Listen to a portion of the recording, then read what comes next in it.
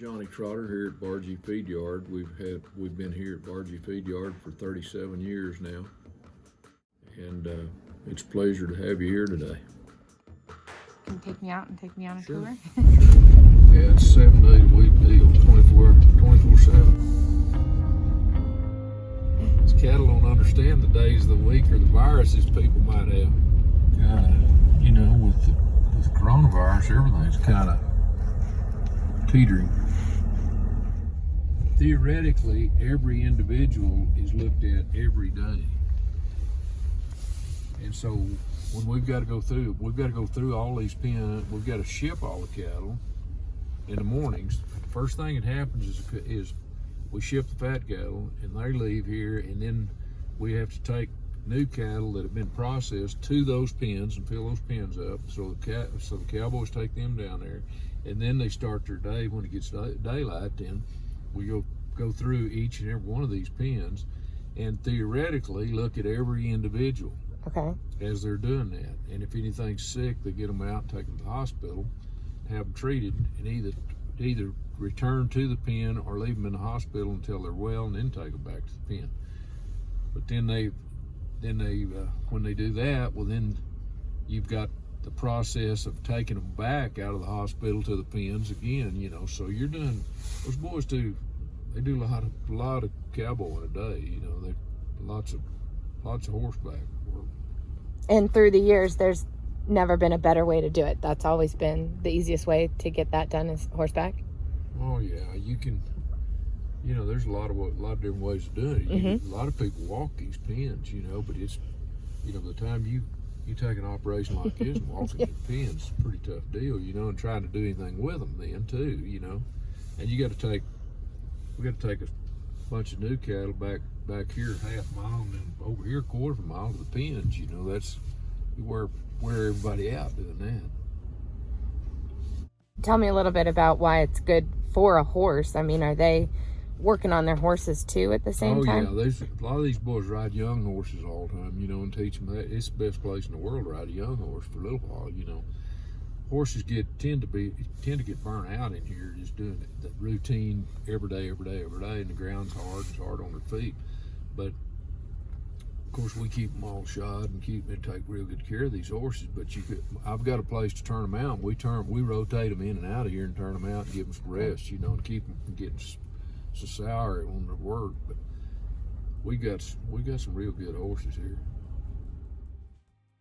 He's out of an own daughter dash for cash and buy a horse named Ocean Runaway.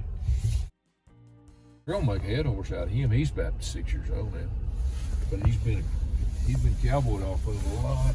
He's a nice horse. And the guys that are riding the pens looking for things, they've just got a trained eye. Oh yeah, I tell them to look every one of those steers in the eye like you look at your dog in the morning. Whether your dog feels good in the morning when you get him up. If he doesn't look at you like he feels good, get him out of there and let's help him.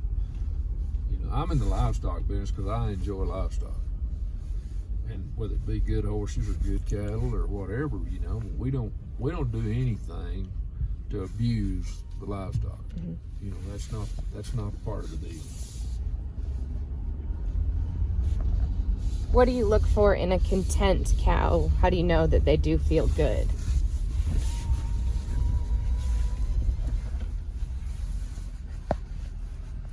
Look at that Hereford right there. Mm-hmm.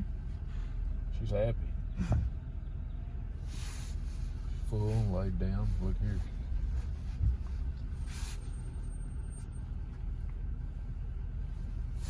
They'll stand, if there's something wrong with them, they'll stand out there and hang their head down. You can tell.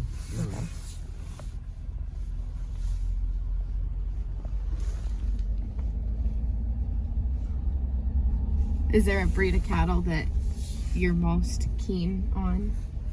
Well, everything's black now. Everybody likes black cattle. Mm-hmm. I mean, the packer has showed us by harvested cattle on a yield grade basis, that on a grid basis, that the black cattle return you more.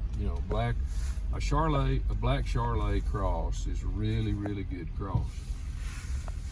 cattle like this, you know, they're great 60-70% choice. Those black nose Charolais right there, it doesn't get any better than that. They're as good as it gets. And why?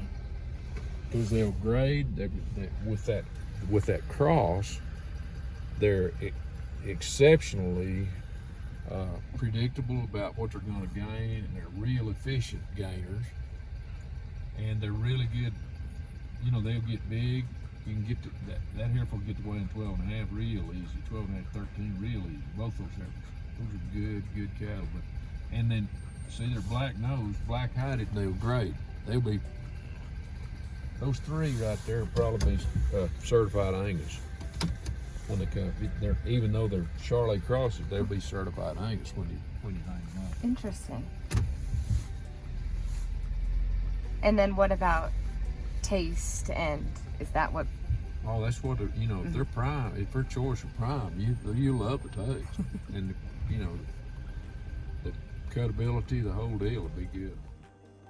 So you can see the individuals, they're 4179s, and that's that one right there is 8171. See, is these individual tag. And that tells you. Well, that tells you what lot he is, where he goes in age 13, but then when he goes to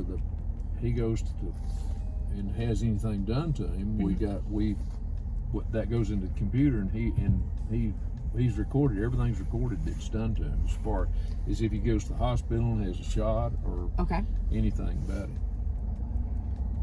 Do you have to have a veterinarian on staff, or are you guys all pretty trained? We've got a veterinarian, consulting veterinarian that spends 1 day a week here. Okay. Do you separate heifers and the steers? Yes. Yeah, they're fed differently because we have low humidity here, and it's in the arid climate. We have a mean temperature of about 70 degrees. So we have a couple 3 weeks during the winter that we'll get around sub-zero. Couple of weeks in June, July that we'll get over 100. Most of the time our weather, other than wind, is very, very good. And tell me about the age for the cows here. Most of them are nearly a year old when they come here, but the big deal is to have them marketed before they're 30 months old. There's some that are eating right now. There's some that are laying down. They get free choice, or yeah, how? Well, we feed, like I say, we feed them 3 times a day, and these cattle probably got up and ate the first time at 6 this morning, and so they've been fed twice for the day. And that bunch nearly full of feed now, but they'll be fed again mid-afternoon. But the ones that are laid down, obviously, we've got up here and tanked up. They're laid down, filled up, laid down now. Can we stop and look at the feed real quick? Sure.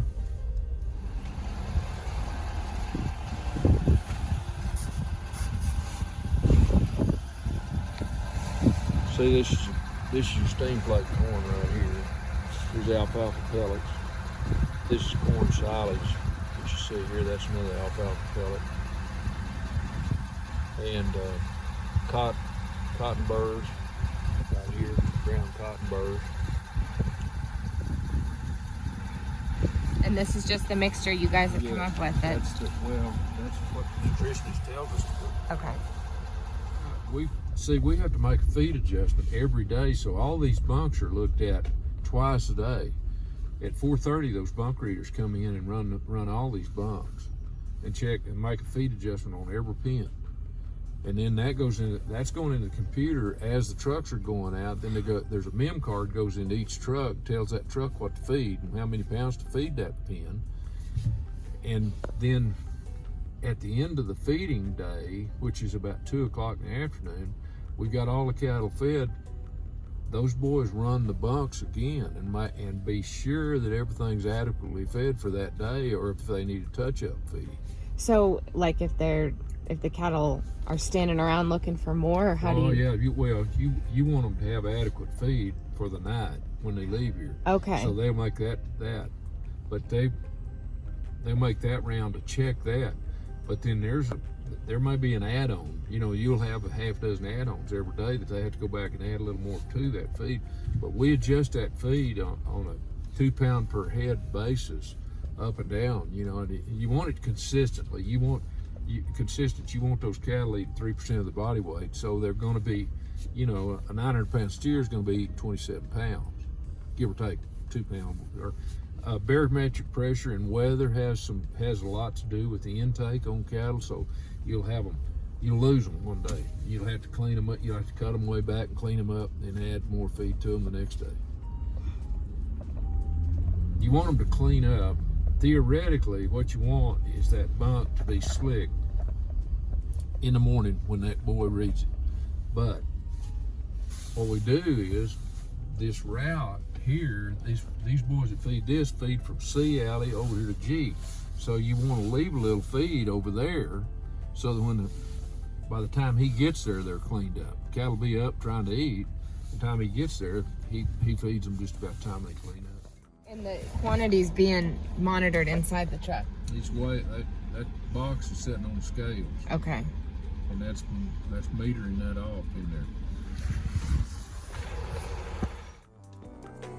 To somebody who is not connected to this industry, you know, ranching and cattle industry, how does this relate to them?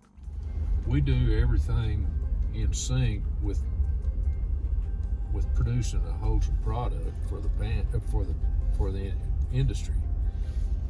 And you know, when you talk about us marketing 200,000+ cattle a year, you know,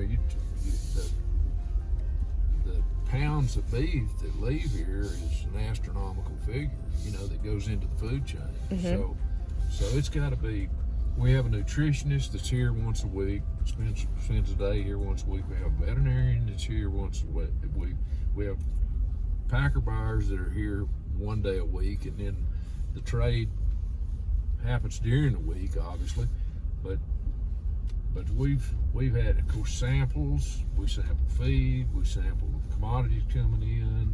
Everything's pretty stringent, you know. One thing we haven't talked about is that we feed the cattle 3 times a day. The feed goes on those feed trucks and is measured. Those feed trucks are on scales, have scales that's in the truck. Mm-hmm. The feed is measured into the feed bunk, and it's radio transmitted into the office to where we don't have to have feed cards. They don't have to print the cards and all that stuff. But it's a pretty sophisticated program. It's not just you don't just dump a bunch of feed out there and put the cattle on it and take them off. You know, it's pretty sophisticated. And then is this the beef that's going to end up in our grocery stores? Absolutely. So right now we're having this conversation during an interesting time where folks are paying more attention to what is available and what's not available as far as meat. Do you think it's good that people are taking a look and understanding maybe a little bit more where their food and their meat's coming from? Sure, it's good. I mean, we sure don't have anything to hide. I mean, we produce a valuable, wholesome product, and the FDA is there to be sure we do that. You know, and we're in compliance with the FDA with everything we do. So what's rewarding is you bring these cattle in. You know, we handle. We're a lot different operation we're an independent operation. Most feed yards this size bring yearlings in, feed them, and market them with the packer. I run a lot of cattle with individuals on an outside on pasture programs and things. So what the gratification of the deal is watching those little cattle perform well on pasture, bring them into the feed yard and see them perform well in the feed yard, and then have them perform well at the packer.